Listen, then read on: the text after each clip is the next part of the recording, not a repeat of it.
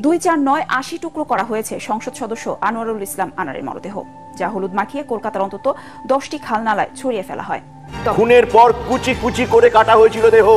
সেই কাজে নিয়ে আসা হয়েছিল মুম্বাই থেকে একজন কসাইকে। হাড় মাংস আলাদা করা হয়, সেই ফ্ল্যাটে বসে মাখানো হয় হলুদ, আর দুর্গন্ধ এড়াতে ব্লিচিং পাউডার ছড়িয়ে দেওয়া হয়। ফ্রিজের মধ্যে লিমা দেহাংশ ঢুকিয়ে ফ্ল্যাটে জমিয়ে নাইট পার্টি করে এইসব। সম্মানিত দর্শক, আজকের গরম খবর। বাংলাদেশে যেই এমপিকে খুন করা হয়েছিল তাকে ইন্ডিয়ার এক জায়গায় পাওয়া গেছে এবং তার 70টি খণ্ড করে আলাদা আলাদা জায়গায় রাখা হয়েছে এবং কে এই খুনটি করেছে তাও জানা গেছে এবং তাই নিয়ে কিছু চাঞ্চল্যকর বিষয় ফাঁস করলো ইন্ডিয়ার রিপোর্টাররা। আমরা তাদের কাছ থেকে শুনবো যে এই খুনটা কে করলো এবং কিসের জন্য করলো। আজকের এই ভিডিওটি খুবই গুরুত্বপূর্ণ হতে চলেছে, তাই সম্পূর্ণ ভিডিওটি না টেনে দেখার অনুরোধ রইল। আর সম্পূর্ণ ভিডিওতে রয়েছে আরও অনেক গুরুত্বপূর্ণ বিষয়, যা দেখলে আপনারা রীতিমতো অবাক হতে বাধ্য হবেন। তাহলে চলুন কথা না বাড়িয়ে চলে যাওয়া যাক মূল ভিডিওর দিকে। আর আপনি যদি আমাদের এই চ্যানেলে নতুন হয়ে থাকেন তাহলে অবশ্যই সাবস্ক্রাইব করুন বাংলাদেশের সর্বশেষ আপডেট খবর পাওয়ার জন্য এবং একটি লাইক দিয়ে দেখতে থাকুন সম্পূর্ণ ভিডিওটি। 2-4-9 80 টুকরো করা হয়েছে সংসদ সদস্য আনোয়ারুল ইসলাম আনারের মরদেহ, যা হলুদ মাখিয়ে কলকাতার অন্তত 10টি খালনালায় ছড়িয়ে ফেলা হয়। নিউটাউন ভাঙর সহ বিভিন্ন এলাকার খালে ডুবুরি দিয়ে অনুসন্ধান চালিয়ে এর এক খণ্ড উদ্ধার করতে পারেনি সিআইডি। এসব আদৌ উদ্ধার করা যাবে কিনা তা নিয়েও এখন সন্দিহান তারা। দেহখণ্ডের বেশিরভাগই জলচর প্রাণীর পেটে চলে যেতে পারে বলে মনে করা হচ্ছে।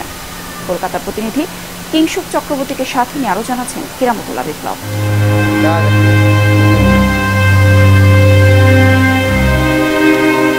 13ই মে হত্যার পর ট্রলি ও পলিব্যাগে ভরে এভাবেই নিউটাউনের ফ্ল্যাট থেকে বের করা হয়েছিল আনোয়ারুল আজিমের হাড় মাংস, যা কলকাতার বিভিন্ন স্থানে ছড়িয়ে ছিটিয়ে ফেলার দায়িত্বে ছিলেন কসাই জিহাদ।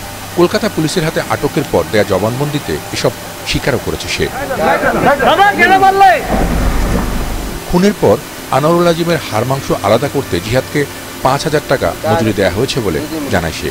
তবে গোয়েন্দারা বলছেন সংসদ সদস্য কলকাতা পৌঁছানোর আগে থেকেই কসাই জিহাদ ও তার সহযোগীদের আরেকটি ভাড়া বাড়িতে রাখা হয়েছিল। তাকে আনা হয়েছিল মুম্বাই থেকে। প্রিয়জনের অনুভূতি বোঝেন আপনি, আর আপনার প্রয়োজন বোঝে ওয়ালটন স্মার্ট ফ্রিজ। শুক্রবার বারাসাত আদালত থেকে কসাই জিহাদকে 12 দিনের রিমান্ডে নিয়েছে পুলিশ। আগামী কয়েকদিন তার দেয়া তথ্য থেকেই এই হত্যাকাণ্ডের মূল রহস্য উদ্ঘাটন হতে পারে বলেও মনে করছে তারা। আসামিকে সিআইডি 14 দিনের পুলিশ কাস্টডি চেয়েছিল, অ্যালাউ করা হয়েছে 12 দিন। 12 দিন বাদে ওকে আবার আনা হবে। এই 12 দিনে ওর কাছ থেকে কি পাওয়া গেল বা ওই ঘটনায় আর কারা কারা যুক্ত, কি মাল সিজ হলো, রিকভারি হলো, সেই সবটাই পাওয়া যাবে, কিছুটাই অনেকটাই পাওয়া যাবে 12 দিনের মধ্যে। এদিকে চাঞ্চল্যকর এই হত্যার ঘটনা লোকসভা নির্বাচনের মধ্যে রাজনৈতিক উত্তাপ ছড়িয়েছে পশ্চিমবঙ্গ জুড়ে। কলকাতায় আইনশৃঙ্খলা পরিস্থিতির এমন অবস্থার জন্য তৃণমূলকে দুষছে বিজেপি। আমাদের নিউটাউনের অভিজাত একটা আবাসনের মধ্যে তাকে এভাবে খুন করা হচ্ছে এবং আরো আশ্চর্যের বিষয় যে বিভিন্ন ধরনের আবাসনে বা বিভিন্ন জায়গায় কি করে ফরেন ন্যাশনালরা বাড়ি ভাড়া পেয়ে যাচ্ছেন সেটাও কিন্তু পশ্চিমবঙ্গের একটা বিষয়টা খতিয়ে দেখা দরকার। আসলে এই রাজ্যে কার্যত ইন্টেলিজেন্স বলে কিছু নেই। চিকিৎসার কথা বলে গত 12ই মে কলকাতায় যান ঝিনাইদহ 4 আসনের সংসদ সদস্য আনোয়ারুল আজিম। ওঠেন নিউটাউনের একটি ফ্ল্যাটে, যা ভাড়া করেছিলেন তার আমেরিকা প্রবাসী বন্ধু আখতারুজ্জামান শাহিন। কলকাতার পত্রিকাগুলো বলছে 13ই মে বিকেলে ওই ফ্ল্যাটে খুন হন সংসদ সদস্য। ওই দিনই তার মৃতদেহ টুকরো টুকরো করা হয়।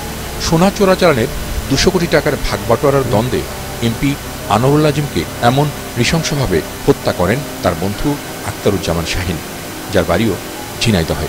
হত্যার পর তিনি পালিয়েছেন নেপালে। বোন চিলিং ইনসিডেন্ট, রীতিমতো বোন চিলিং শিউর ওঠার মতন তথ্য। বাংলাদেশের সাংসদ খুনের তদন্তে যে সত্যিটা সামনে এলো তাকে হাড়হীন বললেও কিন্তু কম বলা হয় লিমা। খুনের পর কুচি কুচি করে কাটা হয়েছিল দেহ। সেই কাজে নিয়ে আসা হয়েছিল মুম্বাই থেকে একজন কসাইকে। হাড় মাংস আলাদা করা হয়, সেই ফ্ল্যাটে বসে মাখানো হয় হলুদ, আর দুর্গন্ধ এড়াতে ব্লিচিং পাউডার ছড়িয়ে দেওয়া হয়। ফ্রিজের মধ্যে লিমা দেহাংশ ঢুকিয়ে ফ্ল্যাটে জমিয়ে নাইট পার্টি করে এইসব খুনিরা। ইতিমধ্যে গ্রেপ্তার সেই কসাই জিহাদ হাওলাদার। নৃশংস এই খুনে উঠে এসেছে এক রহস্যময় যোগ। খুনের মূল চক্রী আখতারুজ্জামান তার বান্ধবীকে সংসদ খুলে হানি ট্র্যাপ হিসেবে ব্যবহার করা হয়েছিল বলেই মনে করছেন তদন্তকারীরা। বাংলাদেশ পুলিশের জালে ইতিমধ্যেই ধরা পড়েছেন সেই মহিলা শিলাস্তি রহমান লিমা।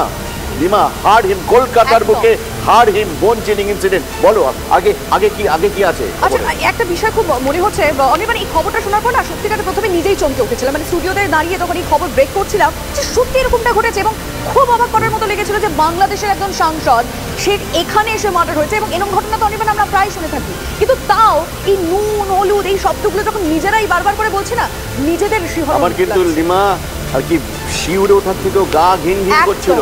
আমরা কি একটু সিজারের সঙ্গে কথা বলবো? সিজার একটা প্যারালাল তদন্ত চালাচ্ছে টিভি9 এর হয়ে। তুমি একটু ধরো তো।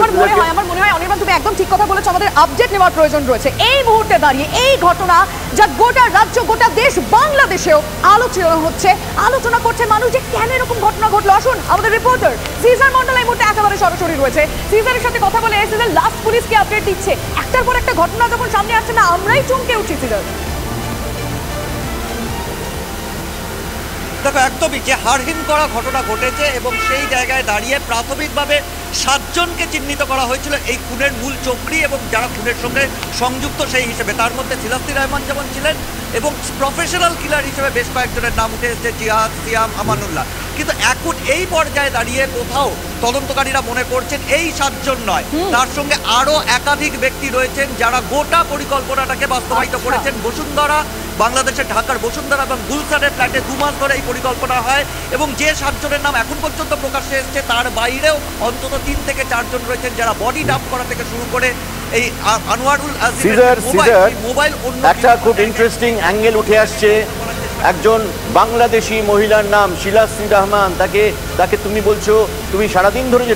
সম্মানিত দর্শক, আশা করি সম্পূর্ণ ভিডিওটি না টেনে দেখেছেন এবং এই ভিডিওটি দেখে আপনারা অনেক কিছু বুঝতে পেরেছেন। আপনারা যদি এই মন্ত্রীর খুনিকে নিয়ে আপনার যদি কোনো গুরুত্বপূর্ণ মতামত থেকে থাকে তাহলে অবশ্যই কমেন্ট বক্সে জানাবেন। এবং আজকের এই ভিডিওটি এই পর্যন্তই। আবার দেখা হবে অন্য কোনো নতুন ভিডিওতে। ততক্ষণ সুস্থ থাকুন, ভালো থাকুন, আল্লাহ হাফেজ।